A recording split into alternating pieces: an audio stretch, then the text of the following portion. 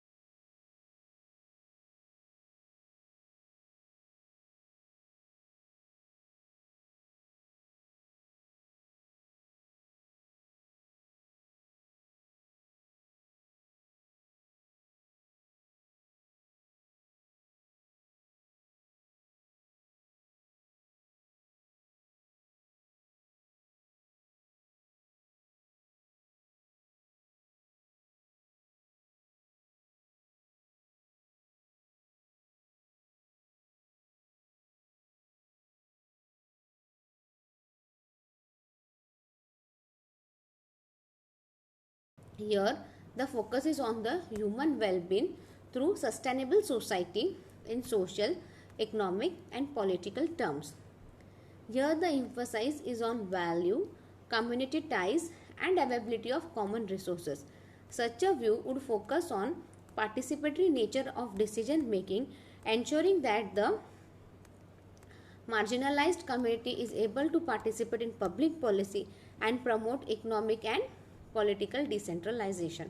अब यहाँ पे क्या हो रहा है, हियर अपन किस पे एम्फोसाइज करते हैं, वैल्यू पे, जो भी रिसोर्सेस है लाइक वाटर वगैरह सारे अपने रिसोर्सेस है वो हर किसी को प्रॉपरली अच्छे से मिले, they take a part in public policy, promote economic and political decentralization and all.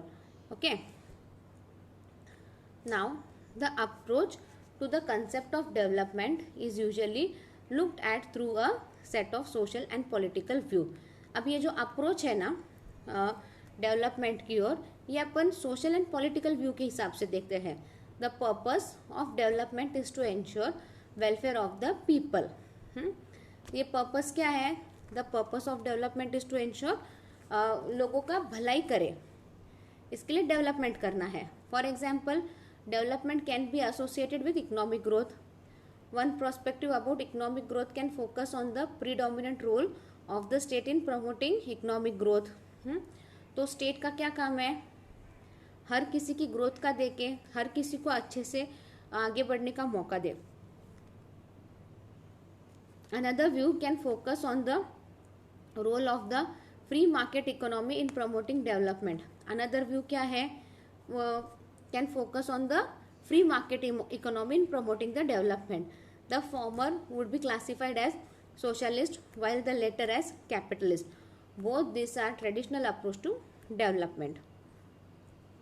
The alternative non-traditional view about development focuses on both material and non material aspect of poverty. अभी alternative non traditional view क्या है about development, focus किस पे करता है, material and non material aspect of poverty. It stresses on political participation from the grass root level, ensuring that all section of the community are represented in the decision making process. ये किस पे stress करता है, it stresses on political participation from the grassroots level, ensuring that sub section of the community are represented in the decision making process. आज अपना parliament में, लोकसभा, राज्यसभा में कैसा है, certain seats are reserved for OBC, SSC class people, right? आज आप किसी भी कॉलेज में, स्कूल्स में एडमिशन लेने जाओ, what we see क्या है, एक रिजर्व कोटा रहता है ना, बैकवर्ड क्लास के लिए, ये क्लास के लिए, वो क्लास के लिए. लाइक अगर आपकी कॉन्वेंट स्कूल है तो they give first preference to Christian people and all. So क्या है, हर किसी को मौका दिया जाता है डिसीजन मेकिंग प्रोसेस में इन्वॉल्व होने का. It seeks to balance human activity with nature, thus promoting the concept of sustainable development. ये क्या कर, इससे क्या होता है, ह्यूमन एक्टिविटी बैलेंस होती है नेचर के साथ, और क्या होता है, उस देश का उस नेशन का क्या होता है, एनवायरनमेंट सस्टेनेबल रहता है. लाइक एवरीवन, हर किसी को अपॉर्चुनिटी मिल रही है आगे आने की, राइट? हर किसी का रिजर्व कोटा रहता है. So this helps them to come forward in decision making. हर किसी के, लाइक अपने लोकसभा में क्या है, 12 या 13 peoples are nominated from are indirectly nominated. फिर उसमें अलग अलग फील्ड के रहते हैं, लाइक क्रिकेटर, अभी जो अपन बोलते हैं रेखा, हेमा मालिनी, ये सब मेंबर ऑफ लोकसभा है. Do you know did they stand in election? No, वो इलेक्शन में नहीं खड़े थे. They are nominated through a special field. जैसे फिल्म एंड इंडस्ट्री में कोई प्रॉब्लम हो तो वी टेक द ओपिनियन. ऐसे अलग अलग फील्ड से 12 people are nominated in Lok Sabha. The approach to development until the 1990s were mainly traditional in nature. Approach कैसा था, development till 1990s were mainly traditional in nature. their main concern was tackling material aspect of poverty. 1990 तक क्या था, poverty का aspect क्या है, किसको आप पुअर बोलोगे, कौन बोलेगा कि ये पॉवर्टी लाइन है, he is below poverty line, he is under poverty line, आप किसको बोलोगे. Thus the role of state was targeted to increase economic prosperity through industrialization or focus on agriculture so as to generate employment opportunities and increase the per capita income of the people. तो role of state क्या हो गया, अपना economy बढ़ाए, कैसे, industrialisation पे focus करो और you can focus on agriculture. अगर आप ये दो सेक्टर पे फोकस करो या इधर और सेक्टर पे फोकस करो तो क्या होगा, एम्प्लॉयमेंट अपॉर्चुनिटीज मिलेगी लोगों को. लोग अगर एम्प्लॉयड रहेंगे तो क्या होगा, उनका पर कैपिटा इनकम बढ़ेगा. पर कैपिटा इनकम बढ़ेगा तो क्या होगा, अपने आप इकोनॉमिक ग्रोथ होगी, अपने आप इकोनॉमिक डेवलपमेंट होगा and they will overcome the poverty line. It is only in the 1990s that the alternative view of development has become acceptable. Consequently, the focus today is development based on equity, participation, empowerment, sustainability, etc. आज अपन किस पे focus कर रहे हैं, equity, participation, empowerment, sustainability, etcetera. The Economic and Social Council of the United Nations consider poverty as a denial of choice and opportunity and violation of human dignity. अब according to the Economic and Social Council of the United Nations, वो क्या बोल रहे हैं, poverty क्या है, ये एक बुरा चॉइस है, ये एक अपॉर्चुनिटी है लोगों को, और ये एक ह्यूमन बीइंग को अपन डिग्निटी कर रहे हैं. We are giving them beyond the dignity we are giving them, so which is not good. It means lack of basic capacity to participate effectively in society, not having enough to feed and clothe a family, not have a school or a clinic to go to, not having the land on which to grow one food or a job to earn one's living, not having access to credit.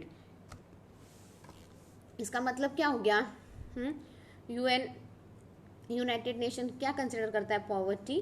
Poverty मतलब क्या है, आप किसी भी social activity में participate नहीं कर सकते, you are incapable of feeding your family, you don't have a food, you don't have a house to live, you don't have a land where you can grow your own crops, या फिर आपको कुछ job भी नहीं है so that you can live, और don't have access to credit.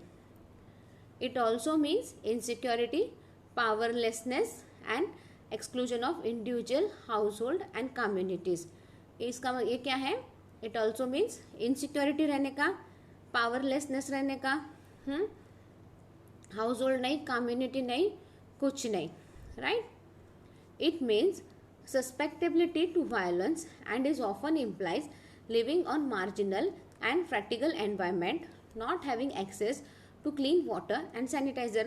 जब आपके पास घर ही नहीं है रहने को, ना अच्छा खाना है, you don't have proper clothes, तो आप कैसे एनवायरनमेंट में रह सकते हो. आपके पास पीने के लिए पानी तो भी क्लीन रहेगा क्या, सैनिटेशन कुछ रहेगा क्या, no, you won't have anything. The ECOSOC also argues that poverty need to be addressed through a full involvement of government and all other development actor in society. अभी जो ECOSOC ने argue क्या किया है, poverty क्या है, ये ऐसी चीज़ है जो गवर्नमेंट ने अच्छे से देखनी चाहिए, और गवर्नमेंट ने पूरा इन्वॉल्वमेंट करके, like government should get completely involve in that and it should try to eradicate the poverty from that section of the society. This has to be done as per nations and local circumstances based on the actual assessment of the need of the poor. Democratization and enhanced protection of human rights as key component of good governance are necessary to eradicate poverty. Poverty कब खत्म हो सकती है? जब अपन अपने human rights अच्छे से protect कर पाएंगे, गवर्नमेंट पूरी तरह से सपोर्ट करेगी, तभी अपन पॉवर्टी पूरी इरेडिकेट कर पाएंगे. So this is about the poverty and development.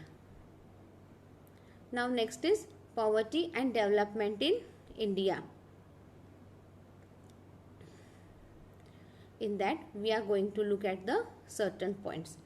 Indian national policy has always associated political freedom with economic freedom. It means the freedom to follow our own policy without compromising on national sovereignty. अभी Indian national policy क्या है? हमेशा political freedom with economic freedom दोनों मिलके सब चलता है. India's vision of the process of development in India had 3 aspects. अभी इंडिया के 3 एस्पेक्ट्स है. Modernisation of the economy. Modernisation of the economy इसमें क्या आएंगे? Modernisation of Indian economy means industrialisation. Industrialisation plays a important role. अगर आपके country में industrialisation अच्छे से चल रहा है, मॉडर्न है, तभी तो आप एम्प्लॉयमेंट प्रोवाइड करोगे, right. Modernisation of Indian economy means industrialisation. Industrialization would provide employment and increase productivity. The stress was on large-scale industrialization and factory production rather than small-scale industries. तो गवर्नमेंट किस पे stress करती थी? Government use to stress on proper industrialisation, factories, और वो भी large scale पे, rather than increasing a small-scale industries. This would provide employment to the growing labor force. During the Nehru year, the focus was on industrialization and not on agriculture production. Nehru के time पे किस पे था focus? During Nehru's time the focus was on industrialisation and not on agriculture land. Land reforms and irrigations were looked as a mean to achieve agriculture growth. Land और irrigation facility ये क्या था? These were just a means to achieve the irrigation agriculture growth. Okay. Then next point is self-reliance. Self-reliance was associated with Indian freedom movement. One of the aspect of self-reliance was import substitution strategy. पहले क्या था? अपन सारा सब कुछ है ना import करते, we used to get from other country, like import किया जाता था. अभी वो import कम करना है, उसके लिए अपने को अल्टरनेटिव मीन्स, अलग स्ट्रैटेजीज ढूंढनी पड़ेगी द फोर्स, ताकि अपन सेल्फ रिलायंस हो सके. We don't have to depend on the other countries. The focus was to develop indigenous industry. India did take foreign aid from other countries, but the aid was utilise mainly in the public sector industry. India ने क्या किया? वो सारा public sector industry में utilise किया, थोड़ा सा foreign technology लाया, फॉरेन हेल्प लाया, and it help to was utilise mainly for the public sector industry. Next is socialist pattern of society with equity and social justice. India adopted the approach of planning for development. India ने क्या किया? Planning adopt किया for development के लिए. इससे क्या हो गया? हाँ, the planning commission was created, that was accepted, that उनका प्लानिंग कमीशन बनाया. उनका मेन काम क्या था? To prepare 5 years plan for the development of the country. Importance was given to public sector industry and not the private sector. उस वक्त क्या था? पब्लिक सेक्टर इंडस्ट्री को इम्पोर्टेंस था और प्राइवेट को नहीं था. ऐसा क्यों था?